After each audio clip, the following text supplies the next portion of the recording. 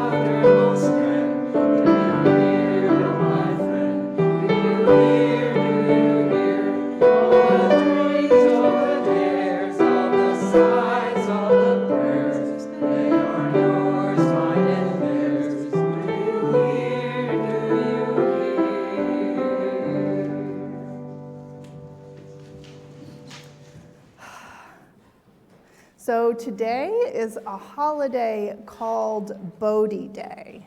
Does anybody know what Bodhi Day celebrates?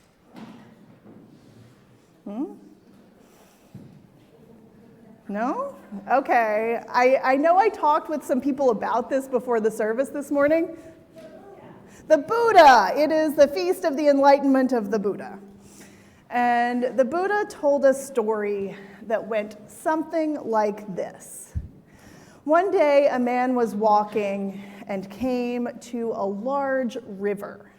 Across the river, it looked safe. A person could live very happily on the other side of the river. But this side of the river was scary. Maybe there were big animal noises or bad weather. He knew that he needed to get to the other side. So he gathered up lots of branches, and he made them into a raft. He paddled as well as he could with the oar that he had made himself, and he crossed to the other shore. After he got there, what would you say if he picked up that big wet raft and put it on top of his head so he could take it everywhere he went? I'm seeing a lot of yeah. That is not how a raft works. We know this. You are not using it properly if you wear it like a hat. We'll have more about hats next week. Someone who understands what a raft is will leave it behind on the shore. It's no longer useful when you want to keep walking on the land. In the same way, once you have used a teaching to arrive at insight, you let go of it. So, we're all going to sit still in silent meditation for the rest of the service. No, I am kidding. We have done a lot of quiet, still grounding and centering together over the last few months, and I want to share a movement practice with you today. So today we are going to row. I learned this practice from my somatics teachers, and the somatics teachers learned it from Aikido. So if you do Aikido or any other practice that uses rowing, don't let me teach you wrong. This is a little bit adapted. So I'd like to invite all of the kids up front so you can be near me, because I'm also going to invite adults to stand if you're feeling it. But if you stand up, you probably want to move into the aisles if you're tall. So, anybody feeling like trying? Yeah? Everything is an invitation, nothing is required, but I'm going to ask the people who are sitting down to row too. So you have more space if you're standing up.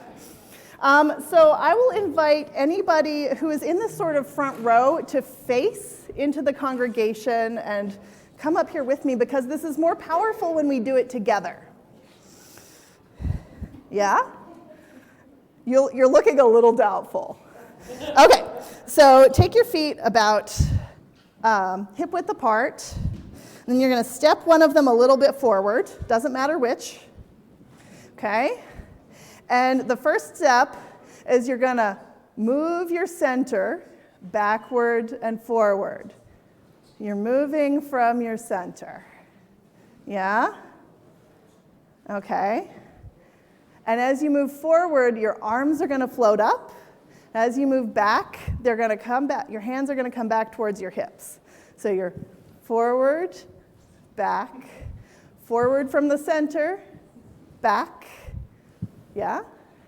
And then you can do it with the breath. So in breath, out, and on your own pace, come back to a still center. Yeah, so I like this exercise when you are feeling like you have a lot of energy, but it's all over the place, and you maybe want to get that energy moving together. And I also like it when I feel like I don't have quite as much energy I want. I feel like it helps me find my energy. So now this is a tool that you have when you want to feel your energy in your center. And on that note... And I invite you to join in singing hymn number 181 in your gray hymnal.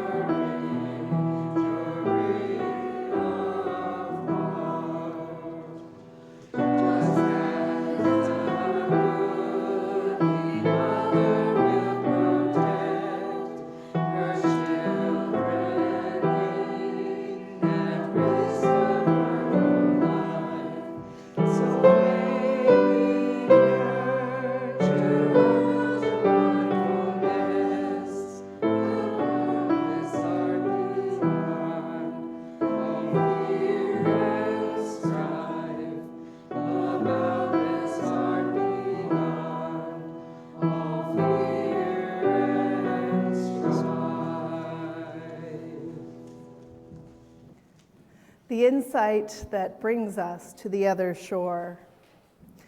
Avalokiteshvara, while practicing deeply with the insight that brings us to the other shore, suddenly discovered that all of the 5 skandhas are equally empty, and with this realization, he overcame all ill-being. Listen, Shariputra, this body itself is emptiness, and emptiness itself is this body. This body is not other than emptiness, and emptiness is not other than this body. The same is true of feelings, perceptions, mental formations, and consciousness. Listen, Shariputra, all phenomena bear the mark of emptiness.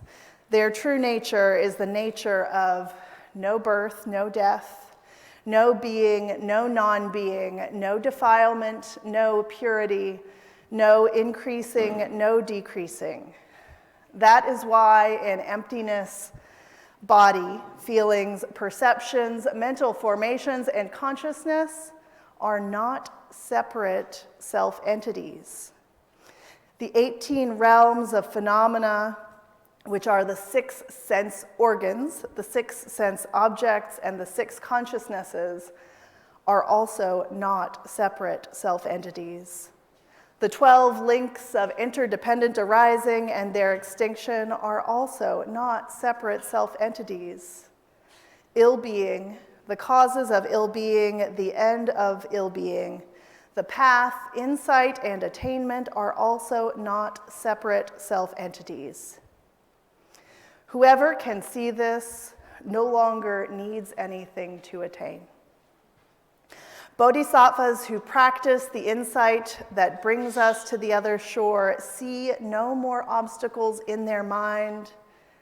And because there are no more obstacles in their mind, they can overcome all fear, destroy all wrong perceptions, and realize perfect nirvana. All Buddhas in the past, present, and future, by practicing the insight that brings us to the other shore, are all capable of attaining authentic and perfect enlightenment. Therefore, Shariputra, it should be known that the insight that brings us to this other shore is a great mantra, is the most illuminating mantra, the highest mantra, a mantra beyond compare. The true wisdom that has the power to put an end to all kinds of suffering. Therefore, let us proclaim a mantra to praise the insight that brings us to the other shore. Gate, gate, para, gate, parasam, gate, bodhisvaha. Gate, gate, para, gate, parasam, gate, bodhisvaha. Gate, gate, para, gate, parasam, gate, bodhisvaha. You can see why I didn't chant the whole thing. My voice is not exactly all the way back.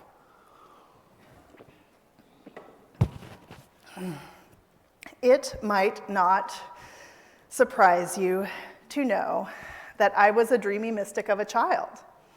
I remember being struck by awe as I pondered, what are the odds that I was born in my family at this time, in this country, on this planet, all while I was supposed to be doing my cursive handwriting exercises at my desk in 2nd grade.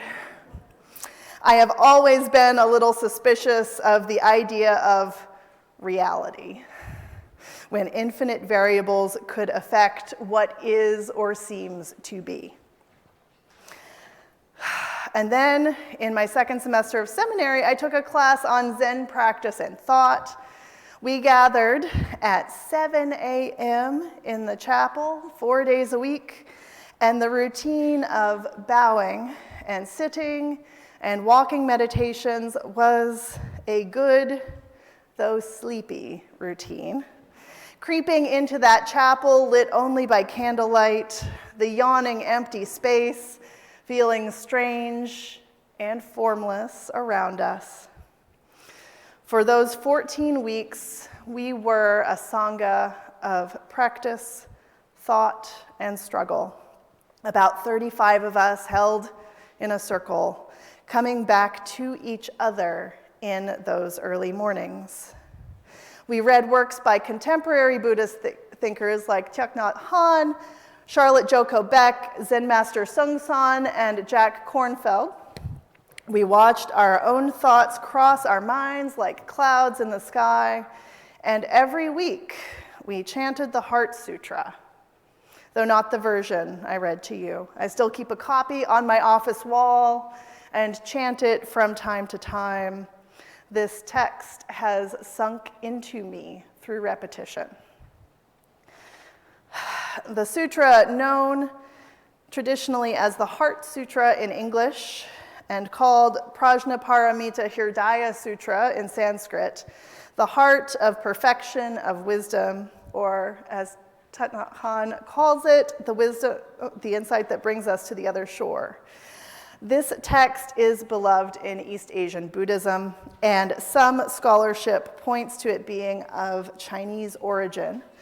The body of the sutra is a discourse from Avalokiteshvara, the bodhisattva of compassion, whose very name means the one who sees the world or the one who hears the world. In this sutra, it's Avalokiteshvara who gives testimony of gaining insight of the way to attain nirvana, both seeing reality and hearing the suffering that can be alleviated by the insight.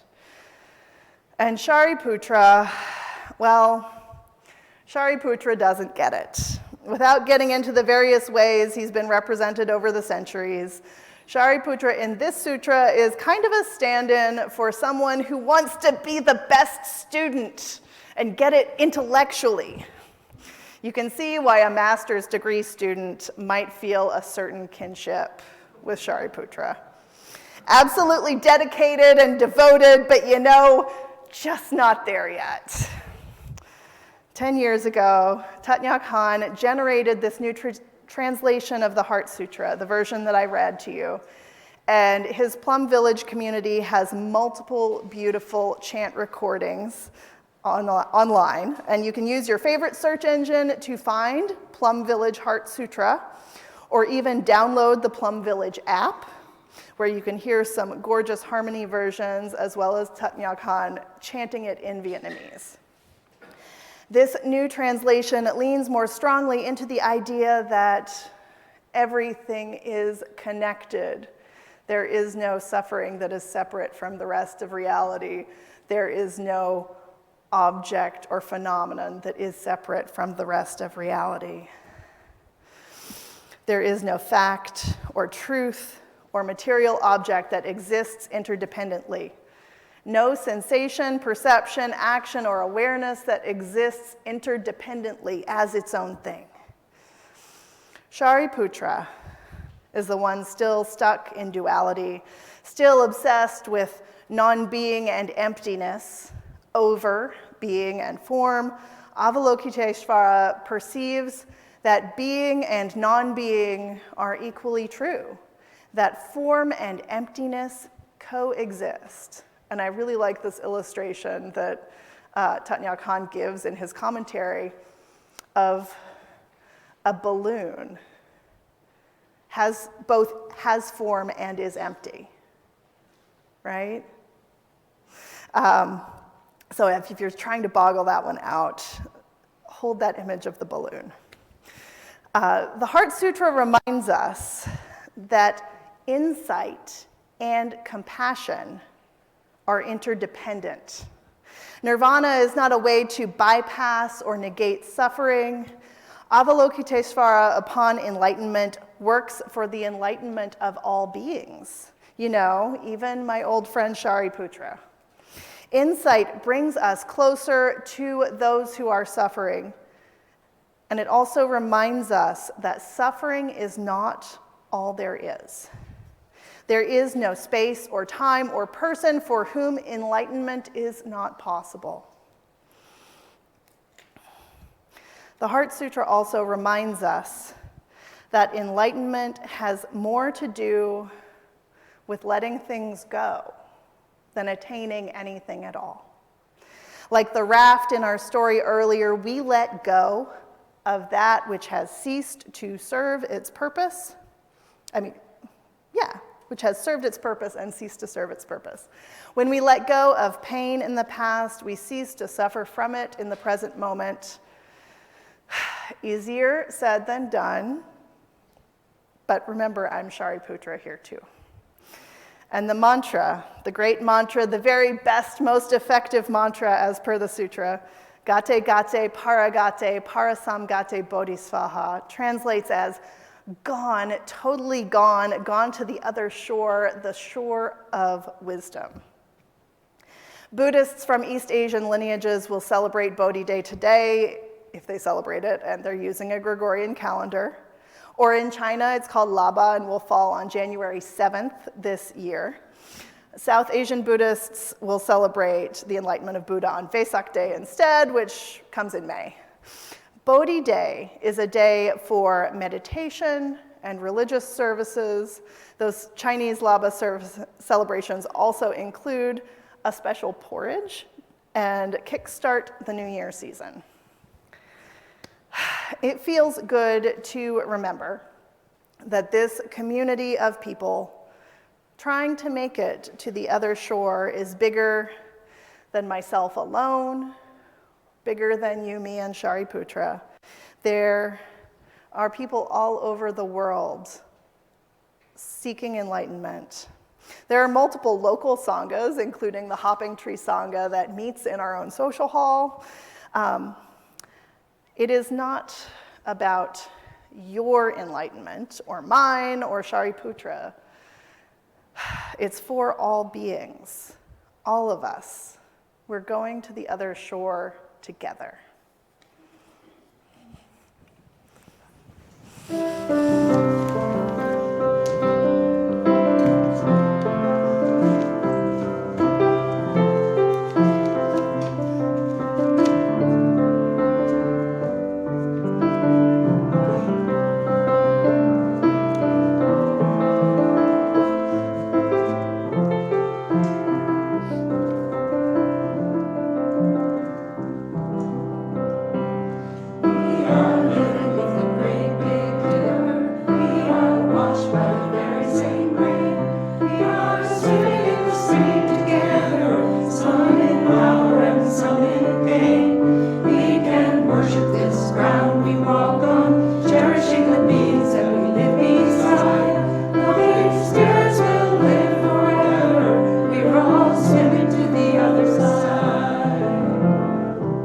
I am alone and I am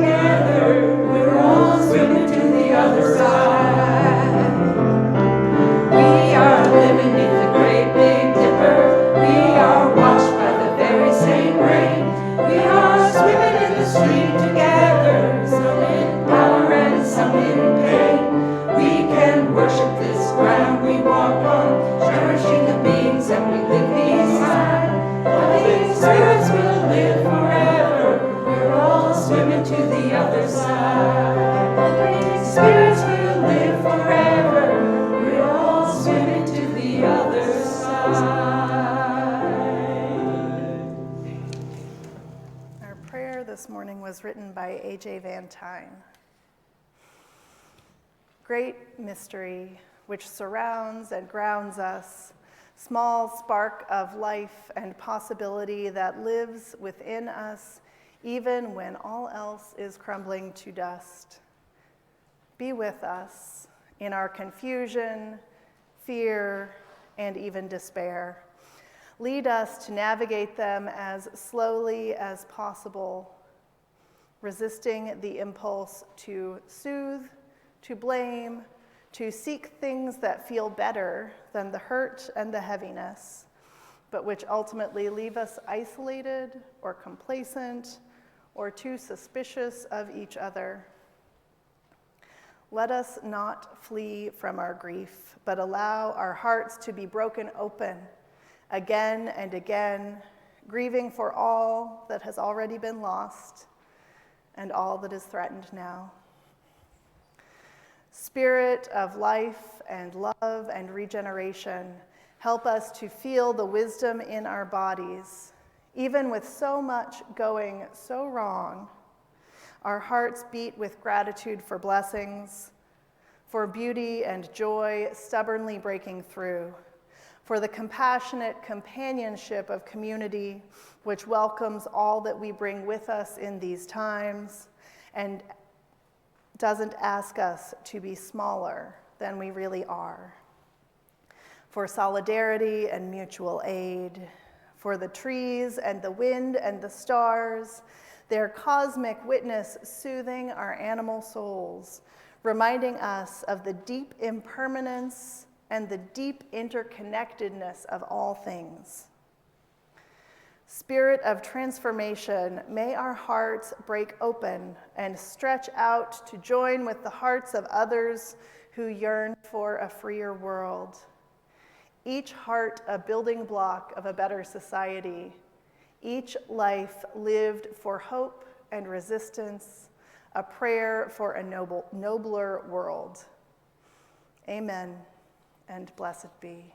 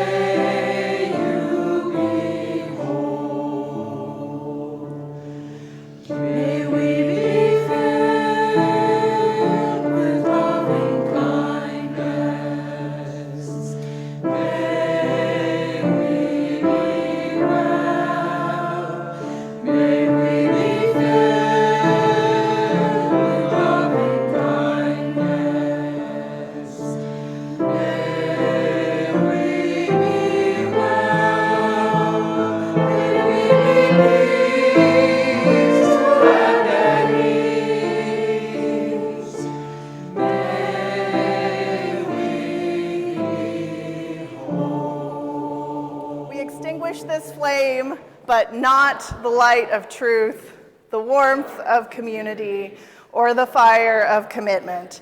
These we carry in our hearts until we are together again. Good catch. Okay, let's sing This Day We Come, because we all know that part.